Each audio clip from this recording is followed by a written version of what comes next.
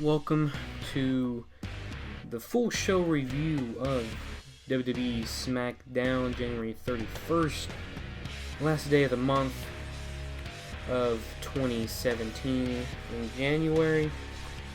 We're going to hit some highlights for this show. Some stuff I'll just skip over because they didn't really matter to me, and I don't think we really care. But, of course, we start off the show with the 16-time world champion, John Cena, coming out, doing his spiel, same thing. He never gives up, whatever, and he said he has to defend that title in an Elimination Chamber match. But as he was talking, the Wyatt family came out, Bray Wyatt and Randy Orton. So I'm glad they're finally bringing in Bray Wyatt into the main title picture. I think it's time for him to be in this main title picture. And I can see where Bray Wyatt can be the champion at WrestleMania. Once we get closer to the full card for Elimination Chamber, I will do a predictions video for the Elimination Chamber. That happens in 2 weeks. So that'll be good. And as Bray Wyatt and Randy Orton were confronting John Cena, Luke Harper came out of nowhere. Thought he was going to attack John Cena, but instead he goes after the Wyatt family. Oh, I am tired. We're doing this in one take, I don't care. Overall, we get a match.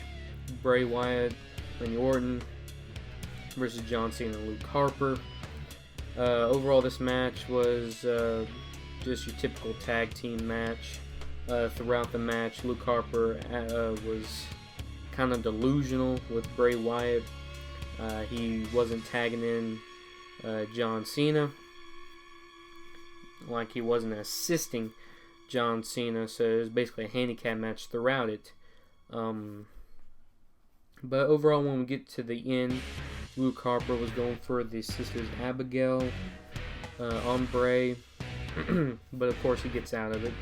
Randy Orton hits Luke Harper out of the way, and John Cena basically eats the RKO. 1, 2, 3, Bray Wyatt and Randy Orton wins. And I was thinking to this myself on, it takes 1 RKO to beat John Cena, but 2 style clashes doesn't beat Cena. That, I don't know. Some days John Cena could be Super Cena, some days he's just regular old John Cena.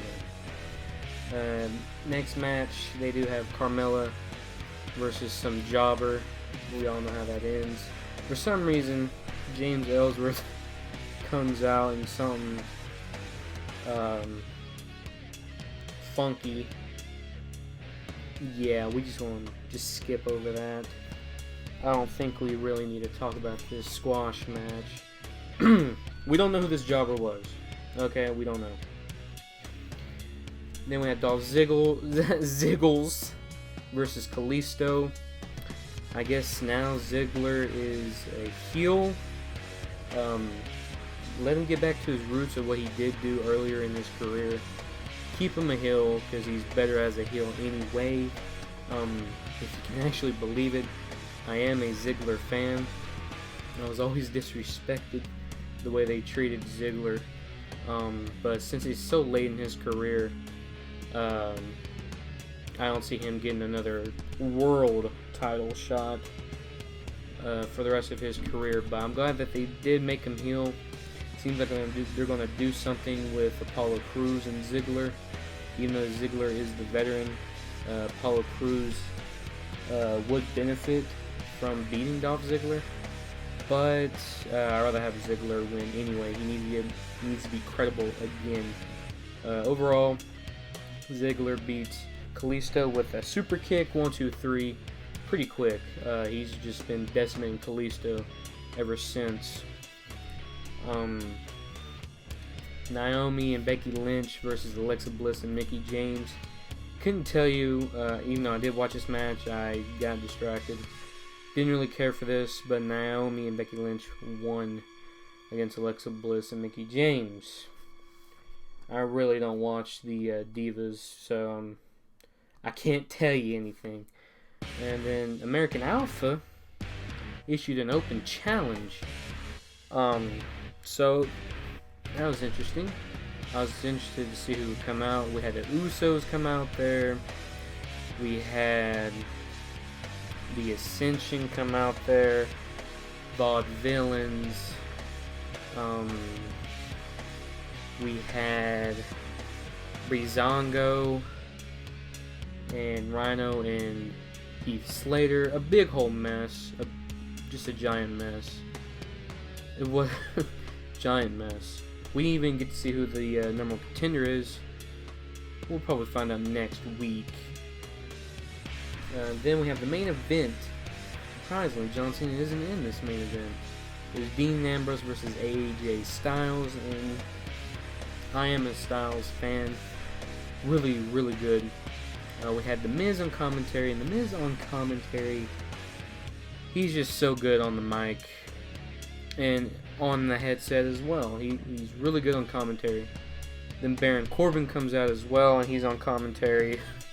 Him and The Miz were going at it on commentary. It was pretty funny. But overall, the AJ Styles versus Dean Ambrose match, just your typical matches they had before. Nothing new, really. The only thing that did happen was Baron Corbin getting tired of The Miz's comments, attacking The Miz. Dean Ambrose gets distracted. He does a suicide dive on all of them. Puts The Miz against the barricade, gets back in the ring. AJ Styles hits the Styles Clash. 1, 2, 3. AJ Styles wins. And then, of course, we had the whole brawl break out. The Miz coming in, hitting AJ Styles. Baron Corbin comes in, does the end of days on The Miz. Then he also does the end of days on Dean. And Baron Corbin standing tall. I like that. Baron Corbin is really good. I like that he was standing tall at the end of this show. Makes him more credible leading up to the Elimination Chamber. So hopefully they keep this going with Baron Corbin. His time will be coming pretty soon. Just have to wait a little bit. So far the participants in the Elimination Chamber so far is John Cena, Dean Ambrose, AJ Styles, The Miz, Baron Corbin, and Bray Wyatt. With those competitors in that, the first one to go would probably be Miz, then probably Dean, and then the final four will be AJ Styles, Bray, Baron Corbin, and John Cena. Bray Wyatt will probably pin Baron Corbin. Corbin's eliminated. Then the final three will be AJ Styles, John, and Bray. And then I don't really know who will get pinned after that. Because if you want, I know they want to do a Bray Wyatt and Randy Orton match at WrestleMania, because I don't see them having John Cena going into WrestleMania as champion, and of course going against Randy Orton. We've seen that match too many times. I don't really care for that. I don't want to see Randy Orton versus John Cena at WrestleMania again when I can just see it on a rerun or something. I can go on the network and watch one of their matches. So if I had to say Maybe Bray Wyatt pins AJ. AJ's out, and it'll be Bray and John.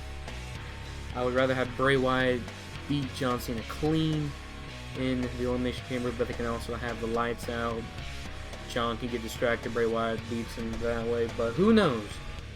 But my pick to win at Elimination Chamber is Bray Wyatt so far to win the title. And that's where it'll be Bray versus Randy Orton at WrestleMania. Randy Orton will do the job, and Bray will be champion because you need to have Bray Wyatt look strong. He needs to get back on the track of what he was before when he debuted. And he got off track a little bit, but he's getting back up there. And we could probably have a Baron Corbin versus Bray Wyatt match. That would be interesting. That would really be interesting.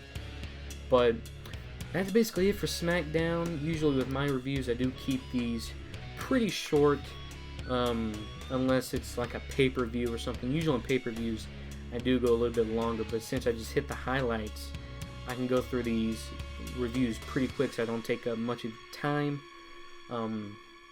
But that's it for SmackDown. I will be back with you guys next week for Raw, and hopefully that will be a good Raw, because yesterday's Raw was okay. It could have been better, but we'll see. We have to see what happens. Usually, Raw is a little bit better than SmackDown, but in the past couple months, SmackDown has been the better show, and this SmackDown was okay as well. But that's it for me. If you guys did enjoy this video, then by all means give it a like, subscribe if you are new, or if you just stumbled upon this video because you wanted to know what the hell happened on SmackDown, then again, subscribe to the channel. I'll be with you guys every Monday, Tuesday, and sometimes Sundays for my reviews. And as you do subscribe, make sure you click the bell button and get notifications when I upload my videos. And I'll see you guys next time.